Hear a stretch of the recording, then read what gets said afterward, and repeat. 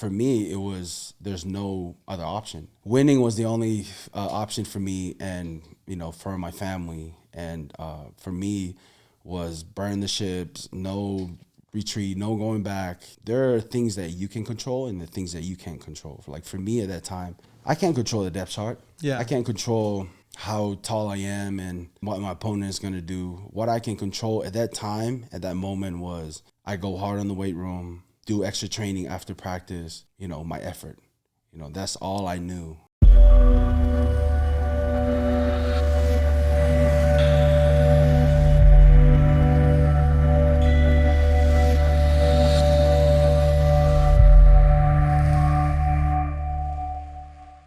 Today on the Bigger Life podcast, we had Stephen Paea, or we know him as Venny in our family. But he shared with us the journey of going from a six-string, defensive end at Snow College, and then before that, coming from Tonga to, playing in the NFL at the highest level, sacking Donovan McNabb. But even more importantly, we talked about family life and how there's more to life than football, and how he's not done yet. He's still chasing greatness, and he's using those lessons of resilience he learned at a young age to, fuel his family and his future career. So you're going to love today's episode. It's one of my personal favorites. With that, enjoy today's show with Venny. This episode is brought to you by Big Storage Ventures. We bring our experience hunting storage deals and maximizing the self-storage asset to provide our partners with cash flow, tax benefits, and appreciation, all in one recession-resistant asset. Leverage our sister company, Big Ben's Moving Service, to fill your facility and give you an edge over the competition. Reach out to bigstorageventures@gmail.com or DM Big Storage Ventures on Instagram to team up. Thanks for coming on, man. You're welcome. I guess it took for us to move here for me to get in this podcast. Yeah. But I love being on. I think it's probably the second or third podcast I've been in. But just, be able to be here with the big bands in the building. Let's go. And always repping. Yep. I rep the Bears. He showed up in Big Ben's gear, so it's working out, man. Yeah. Well, we do we do like the Zoom podcast where people that can't make it, we do that, but I'm glad we got to do it in person. I guess, share it before we go into your origin story, like tell everybody a little bit what brought you out to St. George. We love having you here, man. Oh, man. So obviously I grew up in the islands, and ever since I moved here, never had a place called home. After I retired, I kind of all over the place now. So after I retired, my wife grew up in Alaska. Mm-hmm. So we moved there for 5 years, but we've been traveling and stuff like that. So coming out to St. George is it's a big difference than Alaska for sure, and even SoCal and North Cal, because I've lived in all those places. But thanks to your persuasion and Nani and Taylor's, they really, it's been convincing for us to move here, and a smooth transition so far. So. Just feels right, man, to have you guys here. His sister-in-law Nani, brother-in-law Taylor, like we've been hatching a plan to get the entire family out. So it's been great. But I mean, there's some things that we really haven't ever gone into detail on about your early formative years. And it wasn't like if I understand right, it wasn't like you were in camps all growing up. Like, tell us about your childhood and what that was like, and how did you get introduced to the game of football? Yeah. So I was born in Auckland, New Zealand, but I was raised in Tonga. And my first love for sports was rugby. Yeah. And that was, so we were there. I was there until I was 16.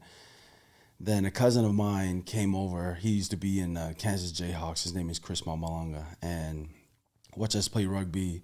He loved what he saw, and he said, you can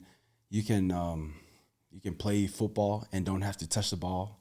and attack quarterbacks and make millions of dollars. And that statement alone, 3 months later, my mom put us on the airplane. We came here to the U.S. Wow. But I wanted to play rugby. I wanted to pursue rugby because New Zealand was already a no-brainer because I was born there, citizen of New Zealand. Playing for the All Blacks was my dream. But I guess it worked out, coming out here to the U.S. was a big culture shock. And transition from rugby to football, I felt like it was the only difference is you put shoulder pads on and a helmet. So extra protection and your vision is like, limit. And so in my head, I'm like, I have this extra protection. I can run through a wall and just run through this offensive lineman, right? And that alone, and the difference of rugby and football was rugby, it's a nonstop running. Yeah. You play offense Endurance and defense. sport. Endurance. And football, you have 6 seconds to go hard, come back, rest for 30 seconds. So that was already a major advantage for me. But like you said, no cams. All I knew was get off the ball and look for whoever's in front of me, move them out of the way, and attack the quarterback or the running back. So, how old were you when she put you on the plane? My first year. Like you said, when you got pitched on, hey, here's what the deal is with football. You're going to be able to do X, Y, Z and make millions of dollars. And, you don't have to do this part of the rugby part. And then you said she put you on a plane. How old were you? I was 15. You're 15. Yeah. And 15 years old, just following directions from my mom. So that's why we ended up moved to Kansas, Lawrence, Kansas, because Chris Malanga used to play for Jayhawks, and he played a little bit in the league too. Yeah. So it was that transition. Came here the first time, seeing snow.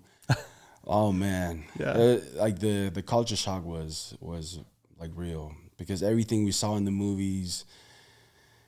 Over there in the islands, we wear uniforms. We wear our traditional tupenu and ta'avala every day to school. Yeah. And you come here and you wear whatever. It was like, what? I get to wear jeans. I get to wear shorts or whatever.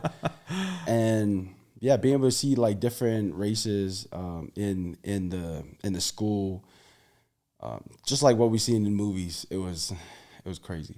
That's sounds like it was like a big like wow moment. Yeah. As far as like the sport goes, do you feel like, so did you keep playing both sports for a while, or when did you know that you were going to have to go all in on football? Shoot, I football was the only reason why we moved here. Like, and obviously chase after the American dream, and for me it was the football was the only option. It was like one of those moments where I got to go all in on football. And coming from the islands of not knowing, and not only that, I barely spoke English when I first really started. Yeah. So because growing up in the islands, like I spoke Tongan most of the time, and I still speak Tongan to Vika, to my wife and my family and my mom and them. So be able to learn the language, like everything was, and I didn't have my mom and my dad around while I was in high school. I just had my older brother. Imagine 4 brothers in one house. They stay in the islands? No, so they were working. My mom was working in California and pay the bills and everything. So, yeah. Well, I mean, so you had to kind of shift gears. Like your first love was rugby, but you said like, this is a path for me to carve out something great. And, was there did you go to snow out of high school? Yeah. Like, how was that?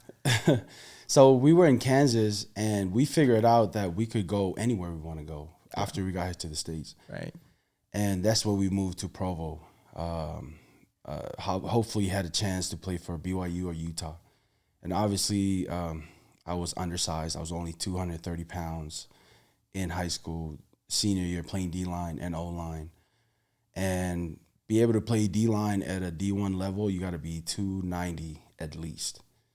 So I remember sitting there and with my counselor right before I graduated.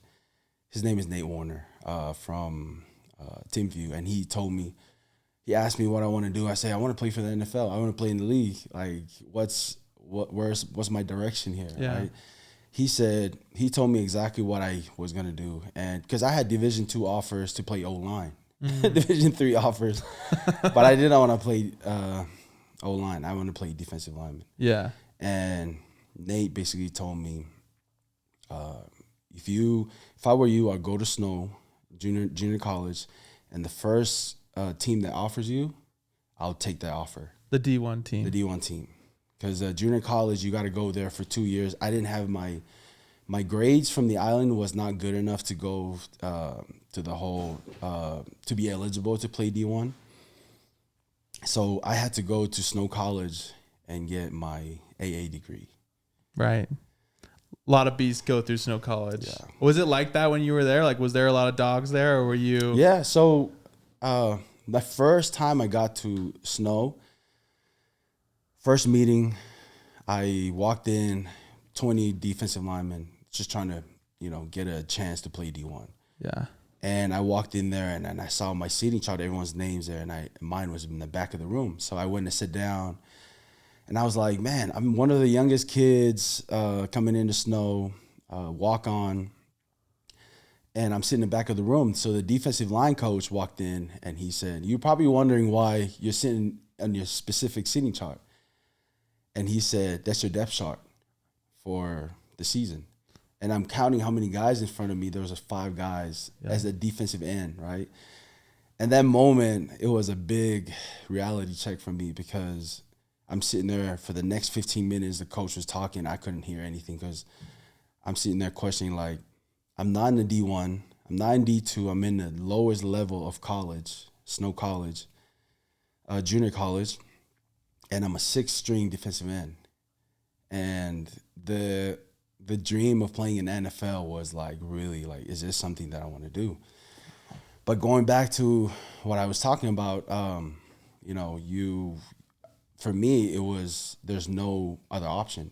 Like, winning was the only option for me and, for my family. And for me was burn the ships, no retreat, no going back. This is it. I have to put my hard hat on and go to work. And that's the only thing I knew, and one thing I always advise kids, young youth and high school kids, was there are things that you can control and the things that you can't control. Like, for me at that time, I can't control the depth chart. Yeah. I can't control how tall I am and what my opponent is going to do. What I can control at that time, at that moment, was I go hard on the weight room, do extra training after practice, and just, my effort. That's all I knew. With, like you said, no camps, no skills at defensive lineman. So I did I go to the extreme of working extra in the weight room, and obviously after practice, I did my own training, my own running, like 8 p.m. at night. No one was there. And if you know where Snow College it's a farming town, and it's sometimes you can smell the smell is not really the best there. And there's not much to do and eat from Utah, Manti, Utah. And for me, all I did was 8 p.m., done with my homework, practice finished around 5 or 6, do my homework, eat, come back and train. It was the only thing I knew and I can control. So I gotta like highlight this, because I just got done watching, I don't want to spoil anything, but like highlights of you as a rookie sacking Donovan McNabb in the end zone. Like, but we forget about the price that you had to pay. Like, you had to swallow some big pills of like humility, and like I'm sure a lot of like doubt could creep in when you're at a junior college 6th-string defensive end. Like you said, you're undersized at the time.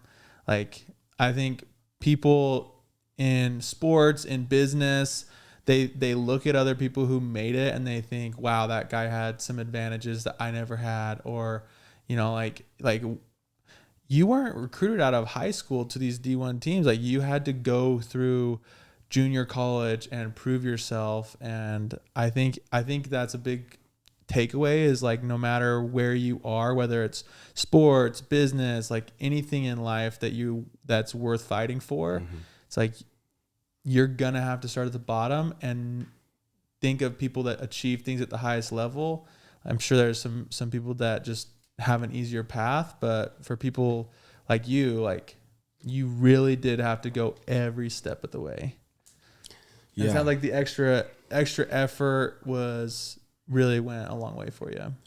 Yeah, and also for me at that time, when you talk about undersized, the reason why I end up switching from DN to D tackle, I've always wanted to play D tackle. That's what I played in high school. So going through like you're saying, like how hard it was. It wasn't just being a 6th string defensive end. It was for me to gain weight.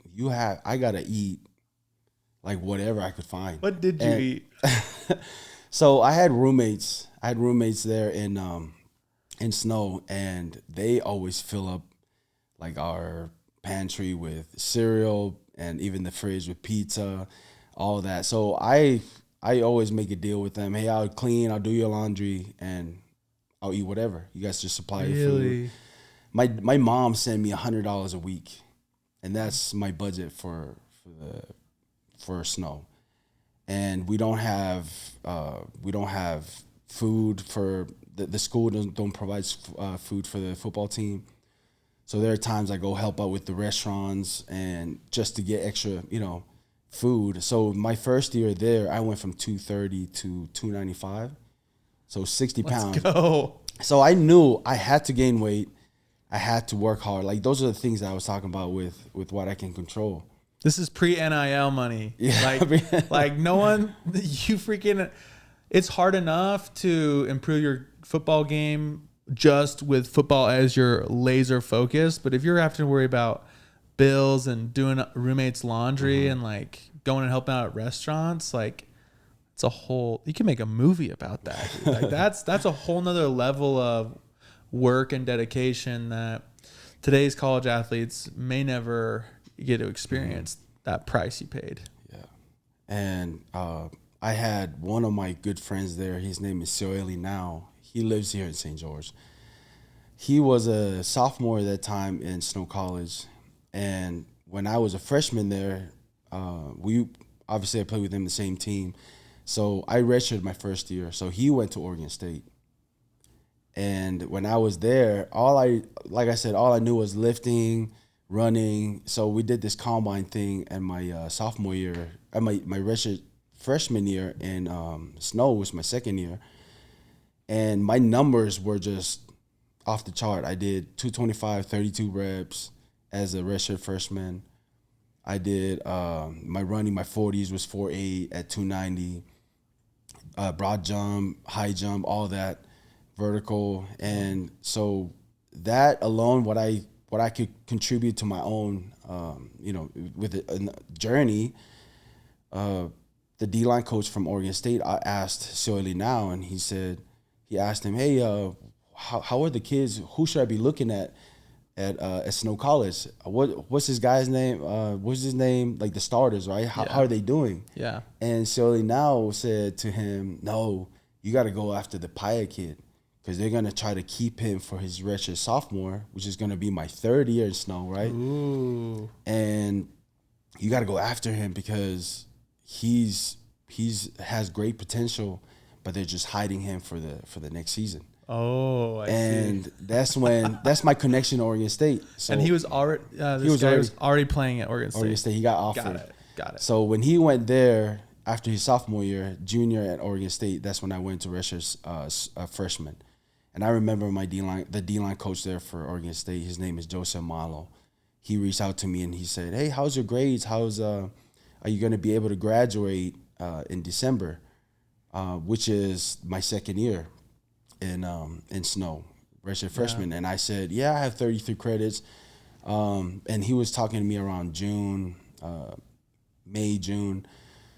So he asked me, if you can graduate by December, I'll give you a scholarship. Wow. So not just the football thing, like this is, I have to graduate. And luckily I was really good as far as grades. As far as my, for me, one of my strengths is math, because in Tonga, if you know anyone who lives in Tonga who comes from the islands, they're really good at math, because the education there is just different, at least for me. So what I did was I took 10 credits in the summer, math classes, as my electives, and I took 23. I took 23 credits in my freshman year in the fall, and 4 of those classes was math. Wow. And all those classes for some reason I already took those classes in the islands. But remember, it's a different here in system, the U.S., different system. So I had to go through that route, and not only that, I didn't go to my football counselor trying to graduate. I had to go through the school counseling. Like, the football counselor had to worry about the sophomore guys, trying to get them out. So instead of me going to her, I went to a different counselor, and I went there every week asking them, hey, I'm taking 23 credits. Am I on track to graduate? Yeah. And after the 4th, 5th time, week in a row that I went to the counselor, I walk in and the counselor, yes, Steven, just pass your classes, you graduate. Like that, they knew right what I'm about to ask them. Yeah. And math classes was, for me, I go in there, I do my homework during class, turn it in. I just got to make sure I get into class. Yeah.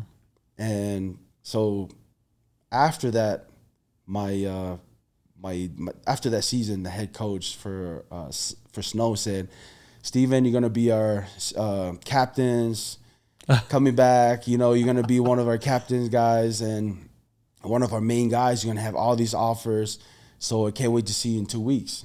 And so after after the season there, my freshman, I went home, which is the Bay Area, and for like a couple of days, and I went to Oregon State for my official visit. Right, they didn't even know, and I went there for my official visit.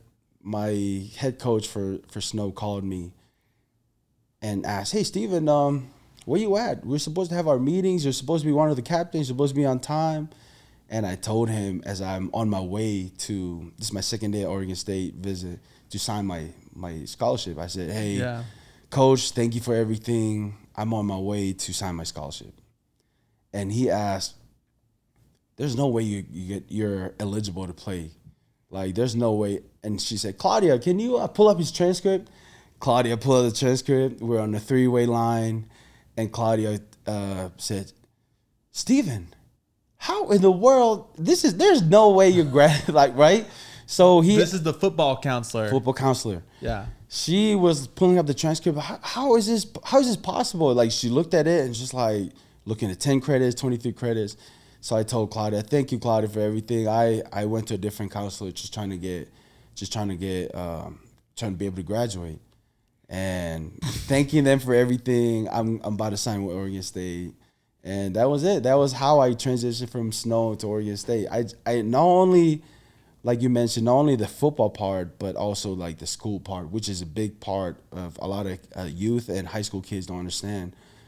This thing is like, this is an all package deal. Yeah. Signing a scholarship for a D1 school is, you got to have good grades. And those are, that's when, if you're looking to get NIL, looking to make it a college D1 level, your skills alone is not good enough. Your effort alone is not good enough. You got to have effort in school and also on the field. Yeah, you can't just be an athlete. And there's like a lot of, and I think that's good for like the league too, because it shows that you can do stuff off the field, that you have discipline off the field as well. But I mean, I peaked where, like, we're going to the level that I peaked as like a second string D2 defensive end. But I can relate to everything you're saying, as far as like, I would go into the counselor's office and say like, hey, I'm going to graduate this next semester. Like, right. And you know, what's funny is, one time I went in there, like I would go in like every semester and be like, I'm on track, right? I'm on track. And they'd be like, oh, you're not on track. I'd be like, no. You told me I was on track. and you better fix it right now. And then I would have this little blue cooler, and I was super undersized, and we would buy a 6-foot sub from Walmart, like just a cheap 6-foot sub, like the cheapest food you can buy at Walmart. And we would just pack that in a cooler. I just eat it all day in class. Everyone thought I was super weird, but I mean, now we're going to the D1 level. I mean, yeah, let's share more about what was next. Like, you jumped 65 pounds, and now you're playing at a D1 school. Yeah. So I got to Oregon State, early signee. I got there. So now it's going to be my sophomore year. I have 3 years eligibility. And the spring practice, I looked at the depth chart. The coach, for some reason, he liked me. I was a starter. So I wasn't starting at Snow. He gave me the starting spot from day one. And when I saw that. At D tackle. At D tackle. And when I saw that starting spot, the difference of me looking at, and when I was in Snow as a 6-string defensive end, right? And you're basically like, going uphill. Now I'm looking at it like, now it's almost like you're at the top. But remember, my goal was to make it to the NFL. Yeah. So now I'm just a step closer. So when I looked at that and I looked at my competition of the D tackles there in the room, I remember the first practice. It was hard because I going up all these guys, Division I, O-line, right? And every practice after that gotten easier, but I did everything I could. The running and the lifting was still there. Like, my effort of me now is watching film. I have access to the top guys at Pac-10 at that time, Cedric Ellis, Philly Moala, all these guys from USC. I get to watch their film and be able to find a competitive, advantage over not just my competition at Oregon State, but all over the Pac-10. Yeah. Right. So that was my first year at Oregon State. And all I knew was the same thing. Going through the line, if someone stands in front of me, move them out of the way and go after the quarterback. Right. I did not know about formation. I did not know about if they're in gun, this pass kind of thing. I had one speed, is get off the ball and go after them. And my first year there, I remember my sophomore year, I had 2 defensive end on the side. It was Victor Butler, Slade Norris. They both had 10 sacks each. Wow. And I had 5 sacks as a freshman. As a sophomore, right? Okay. Sophomore. First year there. Okay, but your first year there. Yeah, my first year there. And I remember after the season, I balled out, but it was what I expected anyway, right? Because that's just, I hold a higher standards for myself. Not just the starting spot, I made it here to Oregon State, I'm good now, right? Because a lot of kids, they go through that when they get to the D1 level, they get comfortable. But you don't understand, like, yes, nowadays you have NIL money. Nowadays you have all this distraction. I call it distraction from your biggest, the bigger goals, the big picture. And at that time, after the season, we had, so those 2 were seniors. We had scouts coming in to watch their film. And I just went to class one day after in the off season, and my D-line coach, Joe Samalo, called me to the office. I thought I was in trouble. He called me to the office. I sat down and I was like, Coach, is everything okay? He was like, Steven, close the door. I just want to let you know that I had 10 scouts came and watched Slade and Vic, and they kept asking, who's number 54? Yes, I like these 2, but who's number 54? Yeah. And for me, going back and watch my film in college, and I'm like, dang, I did that, right? As a sophomore, right? Yeah. Because for me, going back to what I did in Snow with my running and all that, for me, I was like, any chance I get when I get off the ball and the ball is thrown, I'm going past linebackers, safeties. I don't care. I'm going after the ball, right? Yeah. So that alone is what I could control, is the effort. And not only that, the guys that were in front of me, and then I would be able to push him back. It was like every play, if a guy in front of me, and I don't care who it is, like if it's Alex Mack, All-American, or a new starter from any team, they're going back 3-4 yards, right? And I had no idea about other pass rush move. those were what caught the attention of the coaches or the scouts from the NFL, right? And the power and the effort. From that day, now I'm like, dang, the NFL, like I'm really on the radar now, right? And that's what the coach was telling me at that time. Just stay on track in your school, be able to graduate. That's number one. And then for football, just keep doing what you're doing and no distraction, right?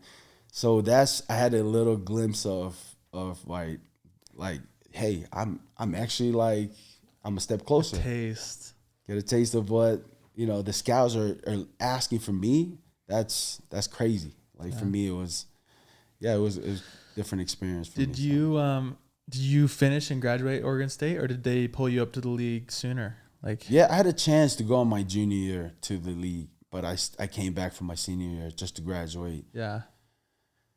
But I did graduate from Oregon State, and my junior year, the whole Pac-10 was game plan against. Like junior year, right. I was defensive lineman of the year.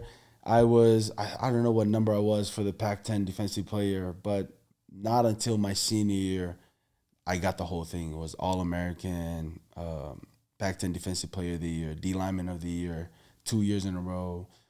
But it was just all from, and the crazy thing now, if I know what I know now as far as like, as pass rush, all the skills that I knew now, it would have been different, right? But that's what everybody's saying after they go from college to the league.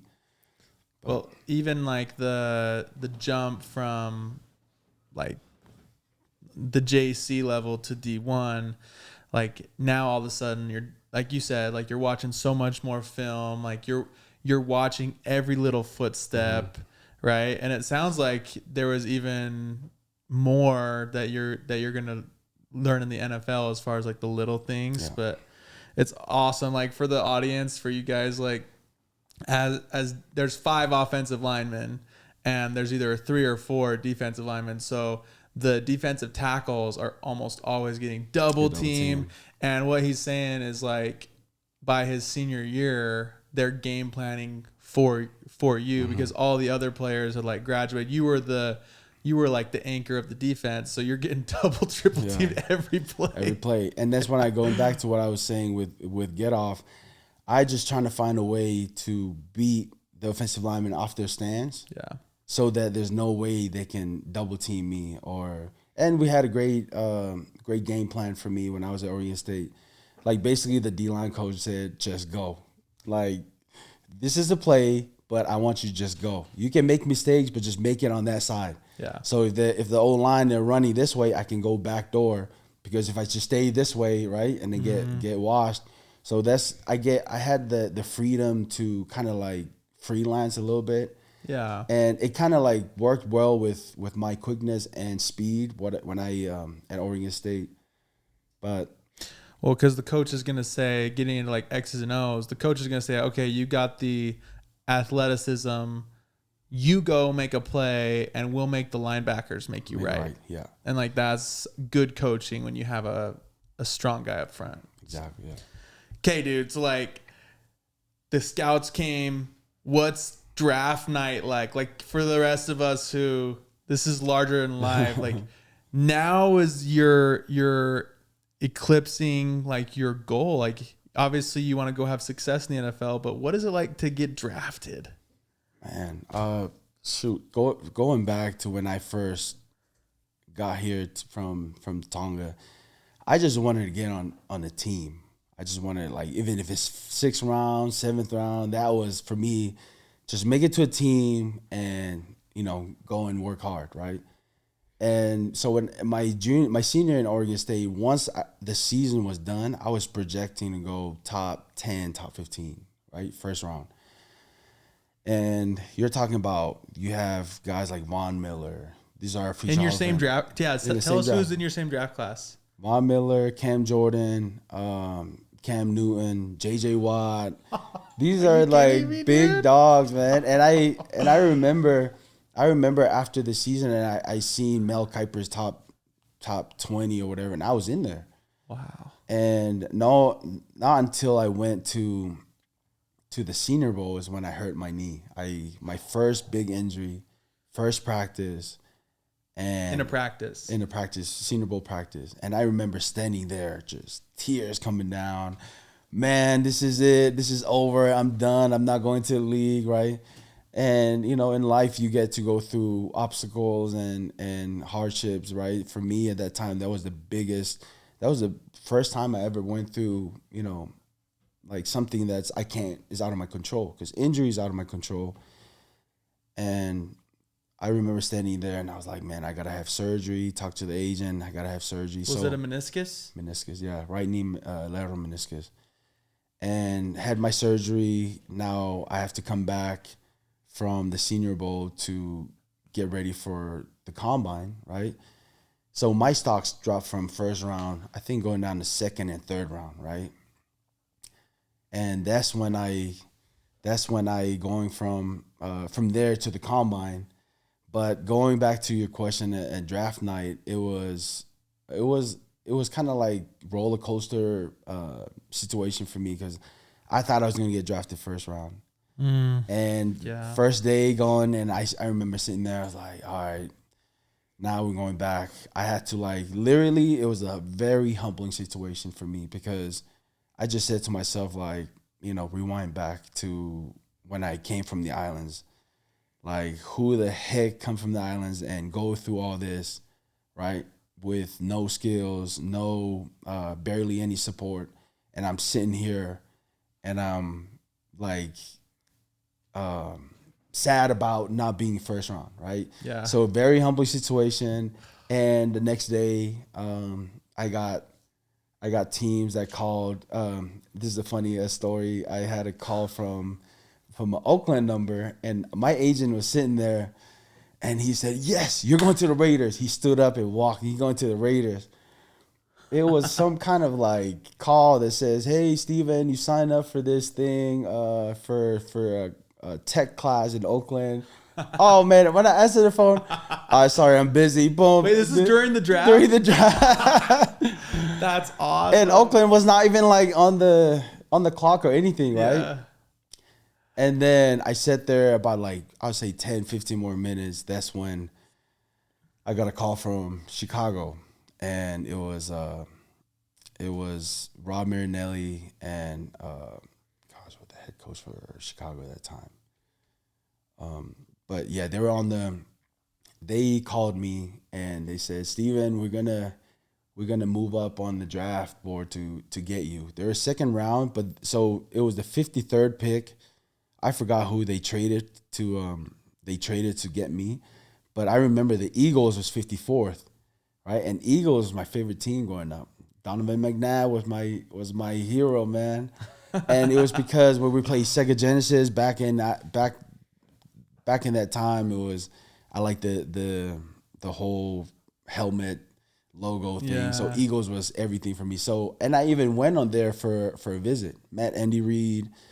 He was the coach of the Eagles at the time. Eagles at the time. And I already knew. I was like, all right, I'm going to the Eagles. 54th pick. I'm number 54 at Oregon State. It cannot work any better than this. Chicago called, "Hey, Steven, we're going to take you on the 53rd pick." Dude, it was, in that moment, I still remember sitting there on the phone and just like, you know, rewinding back to coming back from the islands, all the hard work I had to go through, right? And my family's there, my mom, my brothers, everyone was there supporting. They were my day one guys, you know, and just sitting there accepting the call. Now I know I'm going to Chicago. And then, you know, they made the announcement on the screen. And yeah, it was that time. This is when I knew I was going to Chicago. I'm going to be there for the next 4 years. And dream come true, but I still gotta go there and work. You know, the same mentality. I mean, so I was a huge Bears fan as a kid. So like Brian Urlacher was my favorite player, and I wore 54. I was like my number 2. But like, did you know? Like, you knew everybody on the team. Like, you were paying attention. Like, you knew how many legends there were over there, right? Like, oh yeah, Julius Peppers, Brian Urlacher. And the coach. Wasn't Devin Hester on the team? Devin Hester. He was on the team? Yes. Devin Hester, Peanut Tillman. I don't know who he is. Yeah. When they kept saying the peanut punch, the drill, it's because of him. His name is Charles Tillman. Yeah. Number 33 for them. And also Jay Cutler was there, Matt Forte. Forte was good. Briggs. Lance Briggs. Can't forget about Lance Briggs. Was Hillenmeyer there? Huh? Or was he Hunter Hillenmeyer? Anyways. Oh, I don't know. Maybe. Yeah. Maybe he was gone by then. Yeah. But, dude, like, larger than life. So I watched the interview where you had a really good, obviously you did really good in the combine with the bench, which maybe we should talk about that. But, like, where you did really well with your agility stuff, even coming off a meniscus surgery. But, like, I did not realize how high your draft stock was before. Like, I guess I should have. So this is off topic, but when players sit out their bowl games, are you like, yeah, I probably should have done that? Or are you like, no, play your bowl game? So this is the funny thing. You're a good guy to speak to this. So me and Von Miller were on this with the same agent. Him, Ryan Kerrigan. You probably heard of Ryan Kerrigan.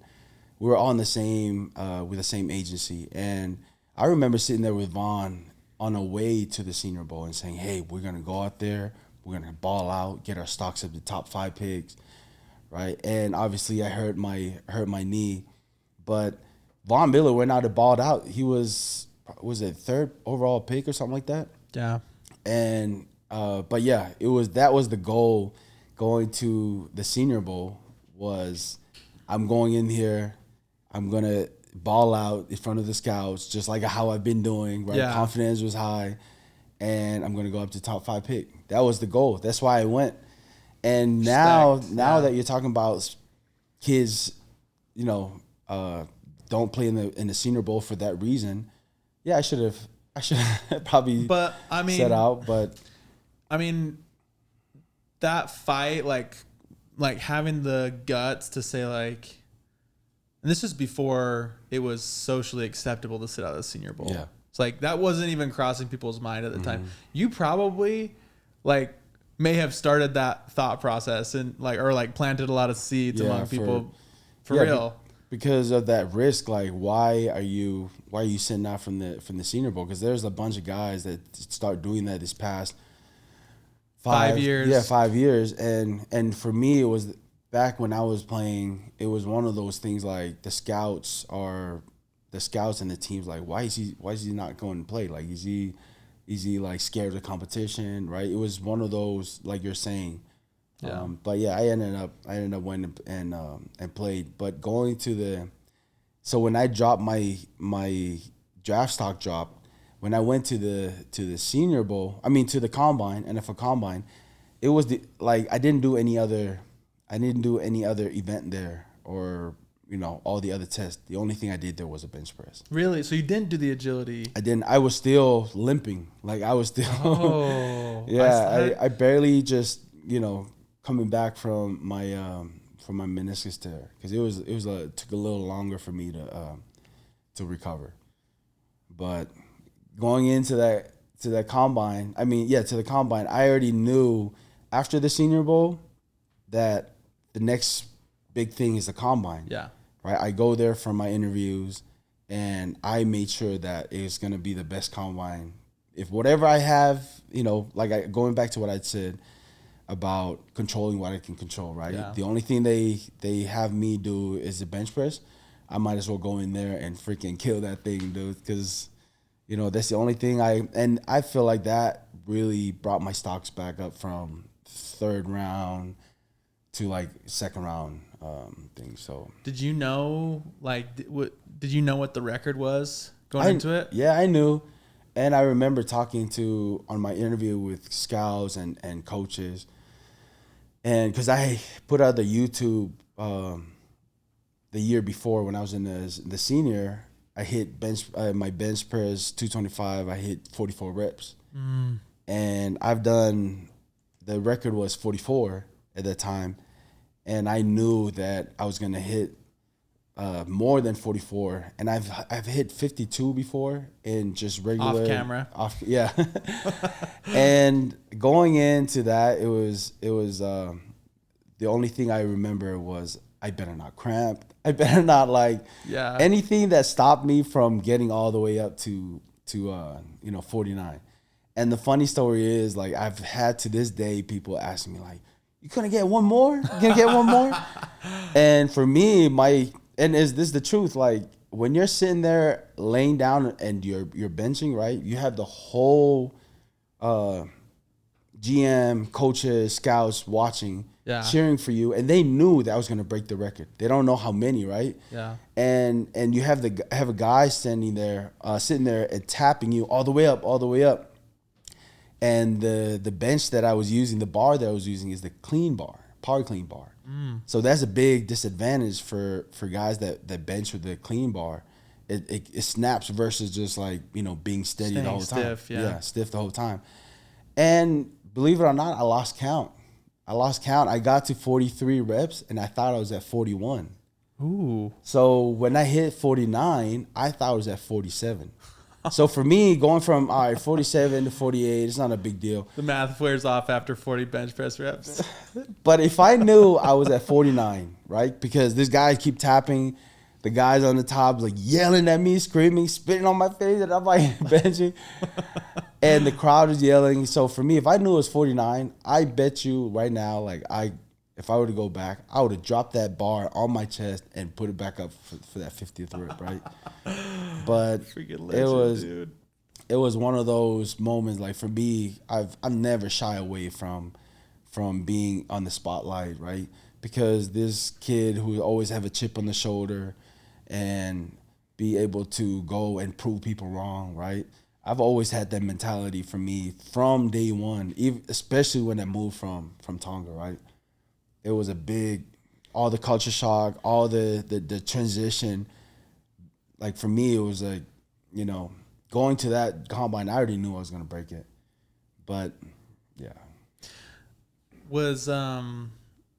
Think about, like, your life in general, like, some serious adversity. Like, we talked about the sitting in the depth chart at 6th string at a junior college to being on Mel Kiper's draft board and falling off after tearing your meniscus. Yeah. Like, can you, like, what was one of your, like, lowest moments that you look back and say, like, that moment took the most from my soul to, like, rise up from that?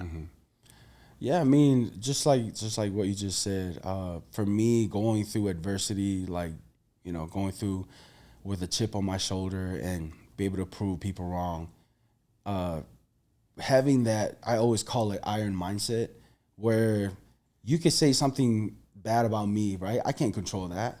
And I apply all these adversities that I went through in my journey to the NFL, and playing in the NFL with one leg, barely, like, it was a tough journey in the NFL, because every year after my meniscus tear, after that surgery, the following year I had another surgery just to clean up, my knee.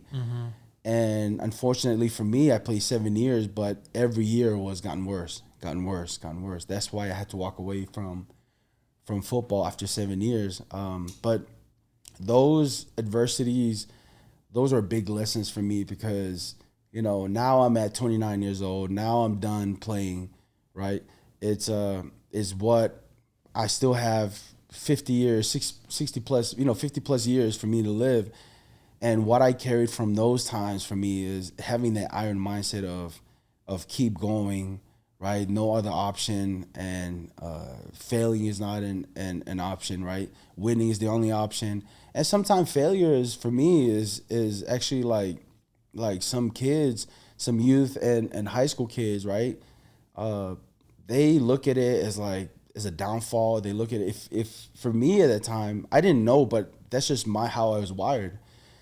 Was those are just stepping stones. Like, those are what you got to go through, right? Those are part of the journey that I had to go through, and to receive that, the goal, the big picture. And I carry that from playing in the league to now. And sometimes I gotta stop thinking that I'm still 21 years old when I go to the gym, because I come back and I tell my wife, oh man, my knee hurts, my back hurts, right? And I feel like it's a blessing in disguise for me to walk away at 29, because I can be able to still enjoy time with my kids and be able to be active. Because I feel like for me, with my knee, I probably have a knee replacement in, I don't know, 5-7 years from now. You saying you will, or you would? I will, because right now at this point, I've done losing weight. I've done going down to lighten up the load on my knee, right? For me, I'm still like that fighter. I go out there and play pickleball. Right. Whatever it is that I go there to the gym and still try to squat, stuff like that. You can't turn off that competitor. And you can take the man out of the league, but you can't take the league out of the man. Let's talk about that. Like, what is most important to you, and how have you designed your life since retiring from football? Mm-hmm. Yeah, for me, I was raised in a religious family, right? And for me, I've always felt like that, Heavenly Father put people in certain situations to guide me and direct me, like for an example, like that guy from Chris Malmalanga, right? Yeah. The one who told us to come here to America, right? He was one of them. And the counselor from Timpview told me, hey, if I were you, I would go to Snow, get the first scholarship that, Oregon State. He saw the path for you. And then obviously Shirley now, get the good word for me. And also not only those guys, but I also believe that people that I played for, like the D-line coach that I played for, I've always looked at them as my, father figures and people that always support me. And I always feel like, so for me, my faith is even stronger now, because I was put in a situation for me to be stronger. And sometimes it's not about, for me, it's not the journey or about, what I've accomplished and stuff, is who I've become after, going through all that. Right.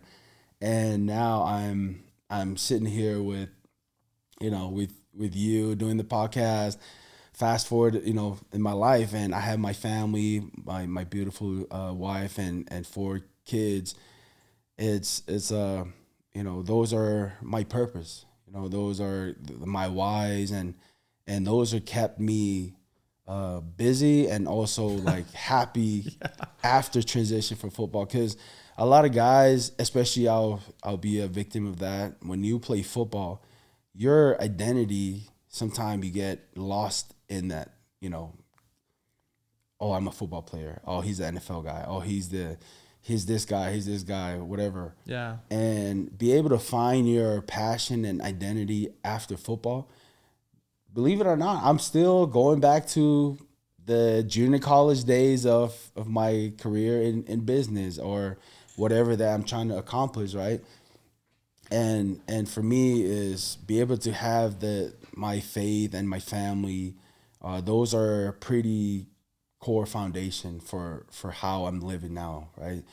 Because I, with what I'm trying to do as far as growth with business and stuff, those are always gonna be, I feel like, part-time, because if the foundation is not there and is not aligned, you're not gonna be the best person to go out there, and whether if it's coaching young youth or high school kids or college kids or even NFL guys, right?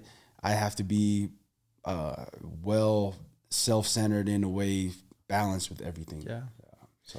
Yeah, I mean, I'm sure you could share stories with us about people you saw that lost sight of who they were in the league, right? Like, I know you've told me stories of people blowing their money, losing it all, like going on the wrong path. And so having your faith in your family, like, it's honestly very impressive to have the money, the power, like the resume, and still just be like that dad that's, we're taking our kids to the park together. Like, it's like you almost don't get your self-worth from football. which I think a lot of people would lose themselves making that mistake,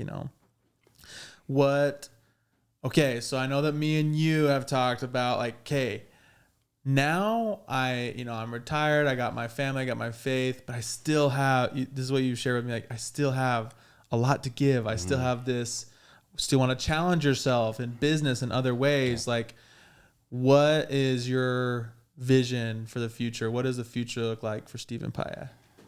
For me, is just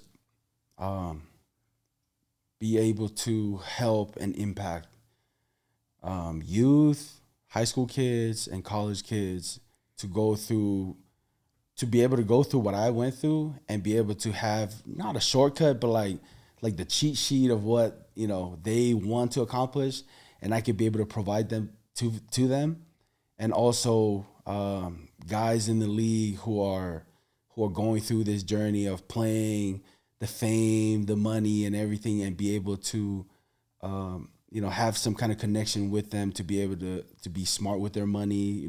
So for me, it's almost like that the mentor, advisor kind of way to leave an impact for these kids. And obviously, the more values I can offer, you get values back, because that's one thing I learned after football, which I wish I learned that back, right? But I did not know, like, for me, the values I gave was just this, this beast, this monster going on the field, help the team win. And that's how you get scholarship. That's how you get paid in the league, right? And it's almost the same thing going now. I can't play. I can't go out there and rep 225 49 times or whatever. But what I can do is provide that same value in a different way to youth and high school kids, and also be able to provide the same value for guys like you're talking about, guys who have had signed $100 million, right?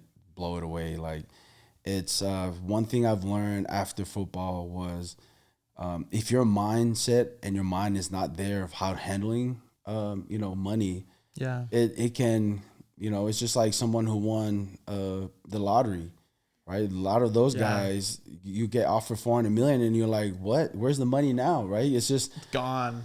And I'm not saying that I signed $100 million or whatever, but I did enough for for my family, for us to live comfortable.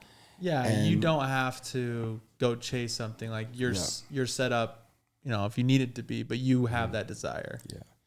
But as of right now, I'm on that grinding mode where I'm on the stage where I'm the 6th-string defensive end. Like, situation in business, right? Because like you said, still hungry, and for me to start whatever, I know I got to start at the bottom, right? And there's so many areas that I've always trying to chase. Like, somebody said, "Oh, come do this," right? And especially with the social media nowadays, you get guys like selling this. You want to do, like, come and do this. You're gonna make money. Come and do this, right? And for me, I after 5 years of being retired, I finally figured, like, for me, I just gotta give values in things that I know, right? And be able to, like you're saying, to grow and still hungry to learn more about, whether if it's real estate, whether if it's coaching, whether if it's whatever it is, right? So it's still in the starting stage, but the biggest thing I'll go back is, for me, is my faith and family. Those are things that literally, like, the fuel to my engine. Like, if I don't have that, man, I would just be a lost, person in this world, man, because it's a cold world, like everyone knows. And some guys, I've had friends that they get to an age between 37 and 40, and I've heard, you've seen them on the news, like they pass away alone in hotel rooms or on the street or somewhere, right? I'm talking about NFL players who are way more successful than me as far as in terms of money, right?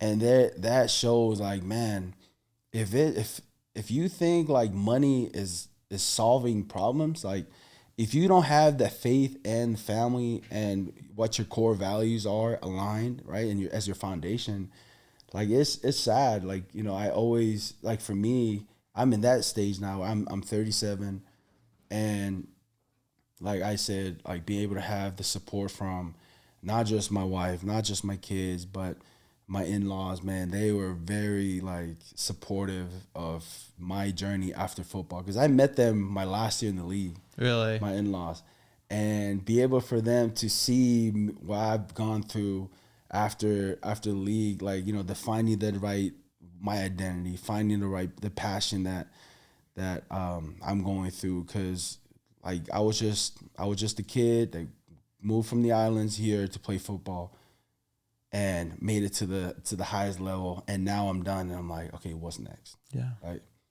And that's as big now with colleges. They do life after football, and Right.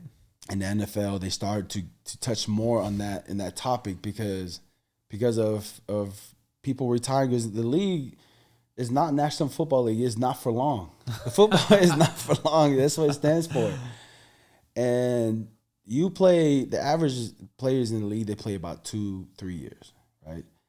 And for me, be able to play 7 years and, you know, be able to have, going from the transition, like I was saying, with the mental aspect of it, I feel like I've had the best group and support, and now I get to meet you. Let's go. Is you know, it's just adding on, like I was saying, like people that Heavenly Father put in my life to be able to grow, because we're not every day, we're literally one step closer to I mean, for, at least for me, we're getting older, and be able to live life and provide values. I feel like that's all I can offer, and that's all I can control. So, Well, keep inspiring. I want you to know, not only for, like, I know there's going to be grown adults that listen to this podcast and are inspired.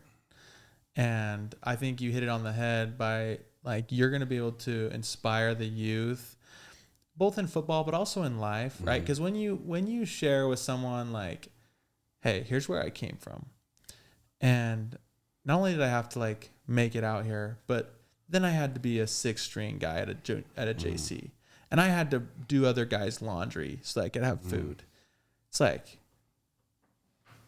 do you not get goosebumps hearing that? And do you not automatically respect? And then you say, hey, and then I took it from there to the NFL.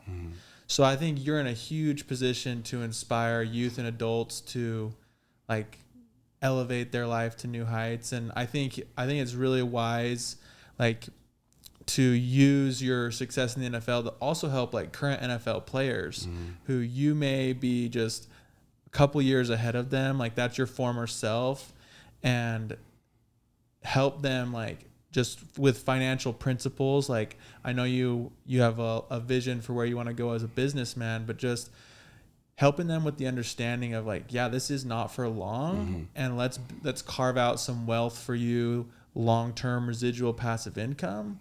That's going to be a big blessing that you're going to give to these guys who we look at them and we worship them as NFL football players, but you'd put a lot of like humanity back into the fact of like, yeah, like these guys, they're still mortals. Like they still could end up on the streets or blowing all their money. Like, so I can't thank you enough for coming on today.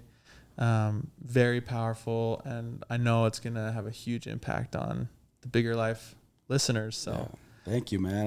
I really appreciate the podcast. I always feel like when I sit down and talk about my journey, it kind of like reflect back on what I've done, and not only that, how I can grow from that. And you know, for me, it's funny how you're talking about the guys that, you know, to invest their money and stuff. I wasn't taught, you know, these things. I just learned this after I was done with the league, and I always teach my 2 boys, Mina and Steven. And it's funny because I give them a different perspective of money, and I always tell them, so Steven and Mina, when you make whatever money you make, like whether if it's from football because you grow up and play football, or jobs or whatever, those are mommy money. Now you take that mommy money and you put it into an investment, right? Whatever vehicle, because you have enough to pay your bills, and then the leftover you put it in investment. Now mommy money make baby money, right? And then the baby money is what you spent. Ooh. Right? So, and then every day, like they're talking about like they have their own version of it. So, daddy, so when we go to the store, we spend baby money. I was like, yes, that's the goal. That's the goal. Like you're be able to be that father figure and that mentor to them is a huge big advantage for them growing up, because these are things that I've not only to be a mentor and be a big impact for youth and high school, but my own children, right? They're gonna grow up and they're gonna be like seeing me be able to teach them things that I went through, because I'm a big victim of going through the hard, long way and figure it out yourself. Just go in there, figure it out yourself. Like, I've done that in my life to a point where, all right, now it's time for me to, son, you go out there, figure out for yourself, but make sure you watch out for this. Make sure you watch out for that. Make sure you watch out for this, right? And those are, and I appreciate, man, this, like, every time like I said, reflect back on my journey, be able to grow. I'm 37. Little older than you, maybe, I don't know, just a little, right? We have, I would say, like, probably knock on wood, right? If I'm blessed enough to live the next 40, 50 years, man, that's still more years than I haven't hit halftime yet. Let's go.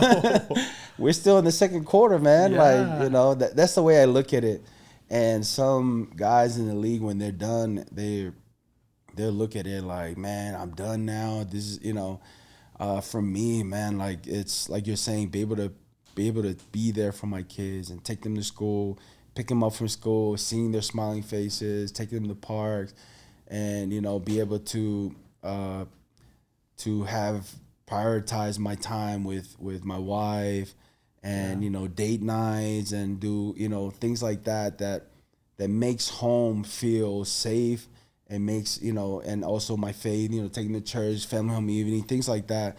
I believe those are the core foundation for for me, and be able to live my life, man, that leave an impact and a legacy for kids, man. That's all I could ask for, and I appreciate you guys, man, doing this podcast, because it's still every day I'm learning something new. And going back to the journey, you touched on some stuff that for me, I take away from this podcast, man. This every day is a living lesson, like you live and learn, and and you learn and you earn kind of thing. So, well, powerful. What I'm hearing you say, and then we can cap it, but like, what I'm hearing you say is, like, for most people, the NFL would be the peak of their life. Like, sacking Donovan McNabb, or who's the other one you were telling about the other day? Like, who's the redheaded guy that played for the Bengals?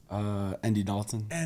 And like all like playing at that high level, like that would be the peak for most people. But what I'm hearing is, like, that's not the peak at the mountaintop for you. It's like having a family, raising them in faith, like looking after them, raising them up the right way. Like, for you, that does more for you as a man than playing in the NFL did. And I think that's powerful, because most people won't ever get a chance to play in the NFL, but knowing that for you, like, there's something more impactful for your life, and there's something you're chasing, and that's a family. Yeah. And everyone has that opportunity. So thank you so much for coming on. I think before we close, I was only assigned one other question, and that's, what's your favorite sister-in-law? Oh, man.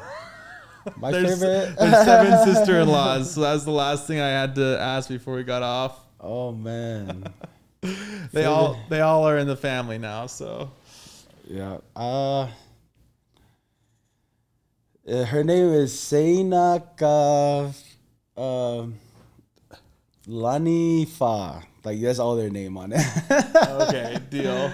Yeah, they are like more than just family to me, man. Like, the whole Toitu clan, man, it's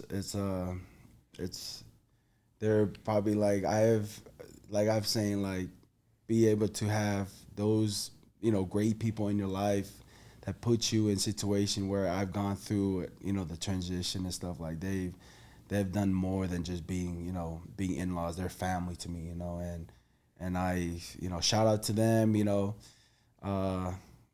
don't know, a favorite sister-in-law. I have one, but I'm not saying. There's no way you're gonna get murdered off air if we say that. But I just have to tease you a little bit because we have the same. My brother-in-law married in the same family you did, and honestly, like they're like my family now. Yeah. So we love you guys, and thank you so much again, man. Powerful stuff. We can't thank you enough. Your impact being here in town, in our family, is just so powerful. So thanks for opening up today. Thank you. That was another awesome episode of the Bigger Life Podcast. When it comes to moving, you don't need stress. You need Big Ben's Moving and Storage. Our world-class team handles your move with care, precision, and professionalism, whether it's local or long distance. From white glove full-service moves to perfectly tailored solutions for your family or business, we treat every customer like VIP. So sit back, relax, and let Big Ben's move you forward. Call now or visit bigbensmovingservice.com.